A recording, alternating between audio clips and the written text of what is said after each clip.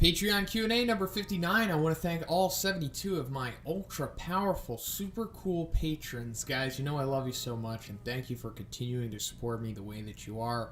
It really helps me out a lot, and I can't thank you enough. And to everyone else listening, there's going to be some spoilers in these questions and answers, so tread carefully. Yonatan G asks, hello Big Z, what's up? So I've kind of been dealing with like this seasonal cold all week, and I've just been trying my best to get out good content. But it just makes it more difficult. But hopefully, I get through this soon. What do you think is faster, Sonic, regular speed, or Atomic Samurai, Atomic Slash? I'm kind of going to Atomic Samurai's direction. So surprisingly, we have actually seen this encounter, and we have somewhat of a definitive answer to this question. Or we so much haven't seen it, but we've heard it. Because in the third audiobook, Sonic encounters Atomic Samurai, and they have an exchange. And yes, this is canon. One wrote this whole audio, but he wrote all the audiobooks. So to make a long story short, Sonic dresses up as Saitama, and he infiltrates the Hero Association, and he eventually runs into Tatsumaki and Atomic Samurai. And given that Atomic Samurai and Sonic both have high tempers and a short tolerance for stuff like that, they get into an exchange with each other. And it's stated that Sonic draws his blade first going at Atomic Samurai, but Atomic Samurai blocks it. And then Sonic's like, oh, that was fast. I didn't even see him draw a sword. This guy's no joke. And then he's like, oh, you're pretty fast with a sword, but if I get serious, no sword slashes in the world can catch me. So yeah, Sonic being braggadocious, of course, but I think that's pretty much giving us a definitive answer of who is faster, and it's Atomic Samurai. Probably by a lot. He's probably one tier of speed faster than a Sonic, just taking a guess here. And if they were to fight, I assume Atomic Samurai would just take him out with the Atomic Slash. Just taking a guess. I mean, maybe things will change in the webcomic because Sonic has gotten quite the buff, but as of right now, it seems like Atomic Samurai is a league above him. Jordan asks, yo Shonen, hope everything is going good for you and hope you living good. Yeah, I think I'm living good, Jordan. Thank you for asking. I really hope you are as well. For my question, who do you think is going to give Zoro an actual serious fight where Zoro actually exerts himself? Because in my opinion, Zoro has been pretty much one-shotting every serious threat. And I know Zoro's been in a couple petty fights in Wano, but he just got Enma. So who's really giving him a real fight?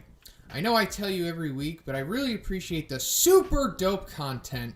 Keep doing your thing, brother. Hey, thank you so much for your kind words and your support, Jordan. It really means a lot, my friend. So I think Zoro's big fight in Wano is going to be King. Or at least I really hope it is. Because, King is the number 2 to Kaido. So it makes sense that the number 2 to Luffy is probably going to take him on. That's usually been part of the course with these big arcs. And now that Zoro is finally back in the story, which he has been absent for some time now, he is due for a huge battle. And Pika, his last big opponent, Dressrosa number 2 to Doflamingo, didn't really feel the requirement of a challenging battle. It was more so just an annoying one, until Zoro just had his opportunity to take him out in epic fashion. But I think another big reason, other than just the number 2s going at it, is that we saw that King has a friggin' sword. So I think that's some insight right there, some foreshadowing that, yeah, he's probably going to take on Zoro. And also, King has been super mysterious at this point, so he's probably going to be one of those villains that just gets development mid-battle, like when he takes on Zoro, because that's obviously going to last a very long time. I mean, this whole battle in Onigashima is going to last for probably a year at this point, so we'll get plenty of development on him during his fight with Zoro. And also, there's that whole significance about what his race is. How Big Mom wants him because she doesn't have the race on Totland, whatever he is. I think that he's like the opposite of what the Sky Island people are. Like he's probably like the hell equivalent if they're like angels, something like that. But he has like that Sephiroth-esque sword, right? It looked pretty long. So he's probably going to go against Zoro. He's probably going to push Zoro to ultra high difficulty. And it's going to be super satisfying. But spoiler alert, Zoro kind of told us that he's never going to lose again, after his encounter with Mihawk. So he's probably going to win. But this will for sure finally give us what we've been looking for all these years. And Zoro using his full power And he might even be the one that pushes Zoro to opening his eye. I mean, that's, you know, the main speculation about Zoro's full power is that he's going to open his eye, and then he just goes into the next level and maybe gains, like, future sight or something like that. But more or less, he's going to be taking on King, if I had to put my money on it. Free T-Shirts ask, yo, Shonen, new chapter came out this week, so I got questions. So Neon is alive, and Drive Knight will be dissecting him for research and weapons and all that jazz. But that part is really stuck with me, and it got me thinking, do you think that sometime in the near future, aka 4 years in real time, Drive Knight will have a form based on Neon? He'd come with 8-inch claws and extreme speed, and maybe even the paper thin ability. I don't know, but he grabbed Neon for a reason, so he's got to come into play at some point. Let me know what you think. Thanks a lot, man.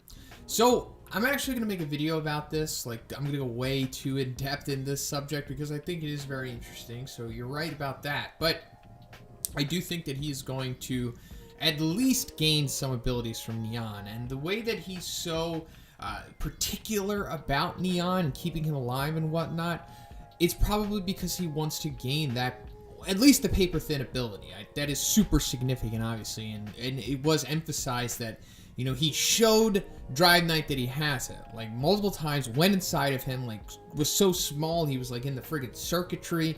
So I'm sure that had much appeal to Drive Knight. Now, how can he manifest that ability? I don't know. I mean, he already kind of has some kind of nanotech ability. At least that's what the majority of us seem to speculate about. That's how he's able to, like, manipulate his forms and whatnot from the box, and he does it so fast. You know, it's kind of like Tony Stark's abilities in Endgame and the Infinity War. So it could be something like that. So maybe he can just alter his nanotech ability, and then that makes him like paper thin, and maybe that's going to benefit him. I mean, obviously it benefits Neon, so I'm sure that he can use it to his advantage as well. But as for the other things that he can do, I'm sure that he'll have like a claw thing too. Like, he'll have his own feline retribution thing as well. I don't think it'll be too integral to his fighting style and his abilities, but he'll integrate it for sure. But there's also a lot of other things, if we can look a little too deep into that dialogue, that I also want to talk about in that video. But for now, I definitely agree that he's going to somehow manifest that paper-thin iPhone ability that he has. Joseph K. asks, hey Shonen, generally post-3-year training, Saitama's fighting style is just to let his opponents try to beat him up and eventually get tired and knock them out in one punch. Was it always like this? Do you think he's developed this fighting style, laziness, after he gained his unbelievable strength because defense is pretty irrelevant when you're nearly indestructible, or do you think he always fought like this and now he's become unstoppable? It just means he doesn't get hurt. I think the only 3 fights we see of training Saitama that aren't over before the enemy gets to attack are Crablante, Incarnation of Electric Lightstring, and Octopus Clawman, which all have him get pretty beat up in the process. Do you think Saitama ever put any value into dodging or evading damage when he wasn't saving someone else, or has he always been solely focused on attack? Peace, man. So I think he hit the nail on the head there, and saying that it's laziness, because that's exactly what it is. It's like a lazy way of fighting, which is hilarious, and I never really thought about it like that. I thought it was more so lack of ability, but it's definitely goes to Saitama's temperament as well. But as you said, like, the Incarnation of Electric Lightstring, that fight pretty much shows us, like, what he's all about. And I think it might also be one's, like, subtle commentary on just shonen MCs in general. Like, they kind of just get beat down, especially, like, against the boss villains or stuff like that. Dragon Ball Z really made it famous, too. Like, Goku just gets beat up for 95% of the match, and then he just Deus Exes his way out of the fight at the end. So it could be something like that. And also, like I was talking about it earlier with the 200 yen bonus chapter, when we see Saitama at 12 years old, he kind of had the same thing. Like, he just got beat up by the bullies, just went after them, no technique involved. Same thing with Piggy Bankin', got beasted by him, just no technique involved. So it also goes into just, he's just tough, and he has no fear, and he's willing to take damage to give it back. Which, of course, isn't a smart way to go about things, but Saitama is different, so he can kind of afford to get away with that. But, and also, like, he has never tried to learn any techniques at all. Like, he barely even knows how to throw, like, a proper punch. But yeah, it just goes more so into him being unstoppable now. That there's no incentive for him to learn how to adopt techniques like that because it doesn't really change anything. I also think him taking the damage, like more so in the Boros fight, is because he just wants to see like what he's capable of and probably have the chance of taking like what a punch that could hurt him. I think it also goes into that too. YUJIROhanmaOVERvegeta asks, "What's up, Shun? You're awesome." Hey, I think you're awesome too, Yujiro. Thanks, bro. Anyway, my question: if the characters of One Punch Man basically just became what their true intention is, Crab into Crablante, then could it happen more than one time? And also, could it revert if you've lost your motivation? I don't think it's a real possibility, but I think it would be cool. Garo is kind of doing what I mean. He even ends up reverting to a human form. Maybe I answered my own question. But then why wouldn't Saitama have changed back after becoming so bored? I don't know, just some food for thought. Great videos, man. Hey, thanks again, Yujiro. So, Crablante, Garo, and Saitama are all different cases. Crablante, as per what Dr. Gina says, is like an abnormal cell reaction. So he's kind of like altering himself completely, and I don't think you can come back from that. Like, he's just transforming, and then, like, I don't think if you change your mentality, you can come back. At least it remains to be seen, and it wasn't really explained by Dr. Genus that you could. But if you do train, according to Hellfire and Gale, and you're, like, a master of your body, you can revert back and forth between human and monster. Garo is different. He's kind of like his own unique case. It's not really too clear what he is in the first place, because like Giro says in chapter 92 that he's somewhere between human and monster, and I think he's always kind of been like that. As we're with Crablante and other beings like him are just full-blown monster. They're full transformation, full cellular reactions. And even when Garo transforms into Awakened Garo and then becomes further like the big monsters with the wings and stuff like that, he's still not full monster. It's kind of like a shell around him, and I think that's why he's able to come back to his human form, because he never really lost his humanity, if you will. That's like a recurring line that's thrown around a lot. And Saitama, he's not really transforming, he's kind of just removing his limiter. With Dr. Genus makes a stark contrast between the two. He says that they are not the same thing. As where Saitama just removed the level cap to him. I don't think you can gain it back.